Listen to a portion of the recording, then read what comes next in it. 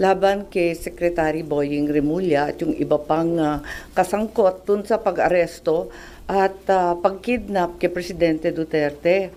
Ngayon, nais ko munang klaruhin na malapit sa aking pamilya at pinapahalagahan ko ang aming pagkakaisa ng pamilyang Remulla. Kaya lang, hindi totoo na wala na siyang kaso at may clearance na siya para sa pagiging ombudsman.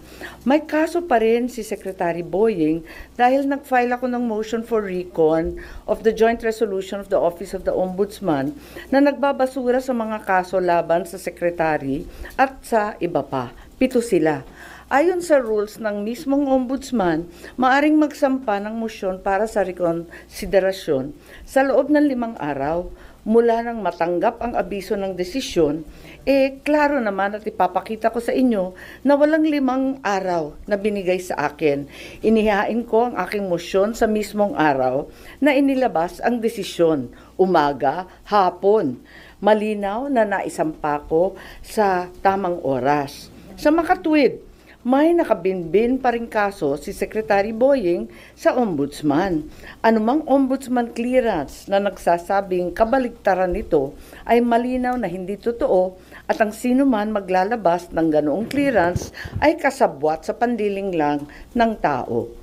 Inihain ko rin, part 2 na to, ang aking motion, urgent motion to inhibit laban kay OIC Ombudsman Vargas at sa mga miyembro ng panel of investigators. Dapat lang protektahan naman nila ang imahen at manatili ang dangal ng ombudsman na sa pamamagitan ng pag-urong ni OIC Vargas kasama ng buong panel of investigators. Mahiya naman silang lahat.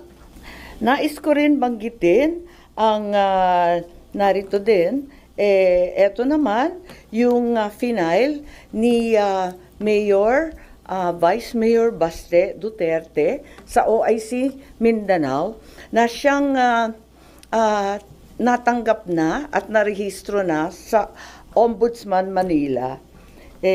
Nagpapasalamat ako at may isa pang kaso. Matagal ko nang hinihintay. Buti, ginalaw na kaagad. Akala ko mag-isa ako tumatagay. Kay OIC OMB Vargas, OIC na rin ang taumbayan ang nangyayari.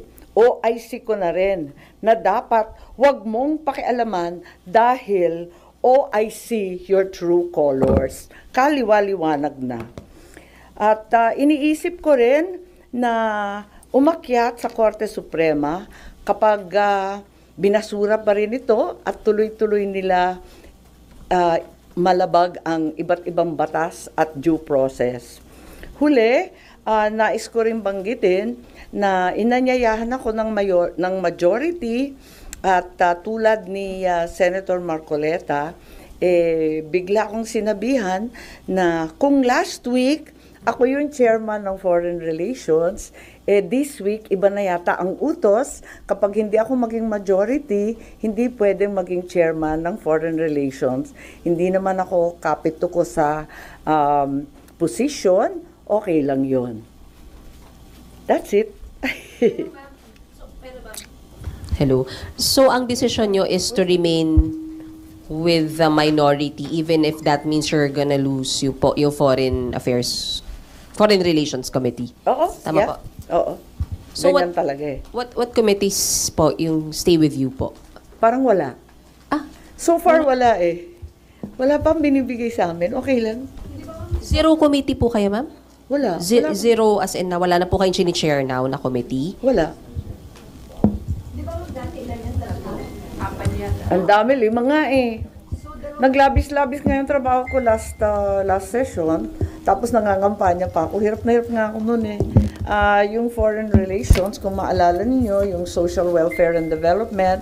Pagkatapos akin din yung co-ops, akin din yung housing, akin din yung electoral reform na medyo mahirap at technical. So 5 yon. Tapos vice chair pa ako ng finance. 5 plus 1/2, parang ganon. Pero may nais pa rin sa inyo, Blue Ribbon at saka foreign relations. Sorry? Yung labor lang at saka yung foreign relations. Tapos, ang nitong session na to, ang sinabi sa akin, Foreign Relations, Labor at Co-op. Ngayon, ang sabi sa akin, wala na yung Co-op, wala na rin yung Labor, at ang sabi sa akin, baka yung overseas migrant workers, baka yung Foreign Relations, pero sumali muna ako sa majority. Okay lang. Ganyan talaga ang buhay. Sanay ako sa minority. Sanay ako sa opposition. You're not open to join the majority. Parang nakakahiya naman, babae kang tao. Pag sinabi ng jowa mo, ayaw ko na sa'yo, magpupumilit ka pa. Pero, how do you see it na wala po kayong i-share na committee? Hindi ho ba parang nakukulangan kayo sa inyong gagawin? Ngayon, at least under this Congress? Okay na rin yun. Mag-e-eksena lang tayo ng kung ano-ano dyan sa plenaryo. Sanay naman ako tagal-tagal namin sa Congress, lagi akong oposisyon. So anyway, sana mabigyan din ng konti itong issue sa ombudsman. Ito talaga ang huling hantungan ng hustisya para sa mga naglabag sa batas na ating mga government officials. Wala nang tatakbo ang iba kundi yung ombudsman. Pag talagang binastos na at talagang ginawa ng politika ang ombudsman, wala na talaga tayong uuwian. Apakalungkot naman ito. So, sabi niyo At sinabi na nga, OIC lang. OIC na nga talaga your true colors. So, ma'am, sabi niyo nga, parang hindi niyo tatantanan, mag-aasaran kayo hanggang katapusan. So, sabi niyo, aakit kayo hanggang Korte Suprema just in case? Malamang. Kasi wala na akong tatakbuhan dahil kung yung ombudsman, talagang na-corrupt na rin, na flood control na rin, ay wala tayong pupuntahan kundi yung Supreme Court. Pero with dahil po nabuo na yung Independent Commission for Infrastructure, parang there is a necessity yata na magkaroon ng bagong ombudsman dahil makikipagtulungan ba yung ombudsman? I think may panel din ang ombudsman. Diba nagtatag yung previous Deputy OIC Castillo. Nagbuo rin yata sila ng task force hinggil sa flood control investigation. Pero tuloy-tuloy pa rin, di ba? Inanunsyo naman ni Senator Ping Lacson at pati ng congressman na tuloy-tuloy pa rin ang flood control investigation sa dalawang level ng Kongreso. So, walang necessity na may ma-appoint na agad na ombudsman, ma'am? Well, parating maganda kung walang puwang, pero kung pipilitin naman at pipilitin, sa totoo lang meron naman kasi may regular rules. Pero ang balita, yung Deputy OIC na babae, yung si Castillo, hindi daw cooperative.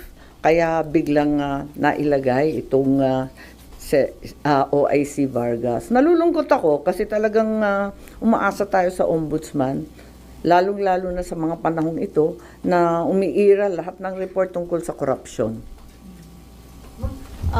Do you think good choice yung i-appoint ni Presidente na chairman ng ICI, si dating Justice Reyes?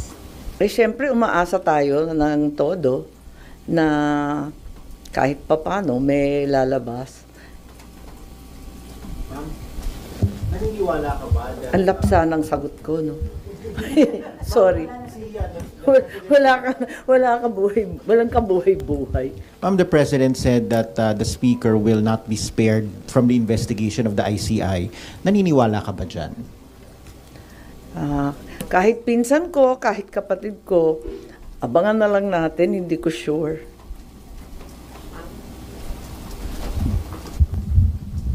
Ma'am, sorry, related lang po. Ma'am, you reposted a post from the election period. Yung pong sinabi nyo, hindi ito gobyernong Marcos, kundi gobyernong Romualdez at Araneta. May we know why you reposted the video yesterday? Wala, pinapaalala ko lamang na matagal ko nang sinasabi to.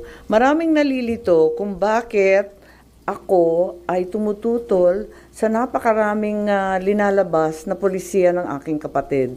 Tulad ng sinasabi ko, mahal ko ang aking kapatid. Hindi magmamaliw yan kailanman. Kaya lang, hindi ito ang turo ng aking ama. Kung buhay yung tatay ko, kaya ako pumunta sa Puntod, sa libingan, talagang masasabon kami ng bonggang-bongga. Hindi talaga siya papayag ng ganito. Last na lang po. Ma'am, nakausap niyo na po ba yung kapatid niyo ever since nagsimula to yung mga flood control? Wala. Hindi na kami nagkikita. Hindi ako kumbidado sa Ilocos. Noong September 11. Okay lang kasi gusto ko naman pumunta sa talagang festehado. Yung tatay ko naman na may birthday, di puntahan sa Puntod. At saka kasama ko, masaya. Masaya kasi lahat ng matatanda, nandun yung one and only Prime Minister of the Republic of the Philippines, si Cesar Birata, sina Jimmy Laya, sina Jerry Sikat ng dating NEDA na makapangyarihan at malaki. Lahat yun. Tapos yung mga dati niyang general, sumaludo pa nga, nakakatuwa nga ang tatanda na nila. So, masaya naman kami. Enjoy nga At saka maraming kinain ng mga Ilocano food. Ma'am, over the weekend lang, umugong yung posibilidad daw na magkaroon daw ulit ng coup. And being part of the minority, sinasabing si Senator Alan daw yung papalit. May ganyan bang usapan? Ang narinig ko yung interview, di ba interview ni na Senator Soto yun at saka si Senator Ping, di naman ang galing sa amin Di ba? What about, ma'am? Hindi yung sinasabing fake news. What are you asking? Di ba yung sinasabi mong fake news na magkakaroon ng kudeta ng kudeta? Parang ganun. Pero nagkaroon po ba ng pag-uusap sa minorya na magpapalit po muli ng liderato? Hindi, wala. Walang pinag-uusapan na ganun. Ang pinag-uusapan lang namin is staying alive. Ayan, yung mga reference po namin, puro dekada 1990, ano ba yun? Kay Billy Ray Cyrus, Achy Breaky. Di ba Miley na ngayon? Sorry Nag-react lang si Senator Ping, ma'am, doon sa lumabas sa isang Davao-based, ano ba yan? Ano? Oo, parang may isang TV, ano ba yun? Sino daw nagsabi? Hindi ko alam Lumabas, ma'am, doon sa isang naka-base sa Davao na Ano raw sinabi? Digital News Network. Ano Na daw? sinabing, yun nga, magkakaroon ng another changes sa Senate leadership. Counter-coup daw po. Yung counter-coup. Nakakuha na daw na number. Kung merong ganon, yung unang coup na naging minority na nga kami, hindi ko alam. Ito, kung magkukuna ulit, hindi ko na naman alam. Ang babaeng clueless ang title ko. Po. So far po, satisfied pa po tayo sa liderato ni SP Soto or may talks na po tayo na baka anytime soon may dissatisfaction na kailangang i-address from the minority? Wala naman. 1 linggo pa lang Nayayanig pa nga kami Hanggang ngayon, parang nagulat kami. Talagang nagulanta kami. I had no idea. Pero tama yung sinasabi ni Senator Ping, huwag minosen yung minority dahil 9 kayo against 15, so madaling makakuha ng numero para magkudeta. Kanya-kanyang level ng kapraningan. Pero you agree with that, ma'am, na hindi kayo dapat maliitin. At least the numbers that you have 9. Well, it's the largest minority in the recent history of the Senate, I'm told. Pero hindi ba masisira yung image ng Senate as institution kung magpapalit-palit, ganun kadalas magpalit ng Senate leadership? Parang masaya. Instead mag-focus. Ha? Ay, oo. Hindi, siya-shuffle lang naman. Pero, ma'am, how do you feel there was a member ng minority ang inakusahan na involved allegedly sa anomalous flood control? Well, I've maintained the same position ever since. Dapat imbestigahan lahat. Kasangga, nabanggit ko nga si Secretary Remulla, matalik na kaibigan at matagal na kaalyado ng aking pamilya mula pa nung panahon ng mga ama namin. Pero kung mali na talaga, itama ang mali at talagang kinakailangan ipaglaban ng tama. Okay. Ayun, wala lang.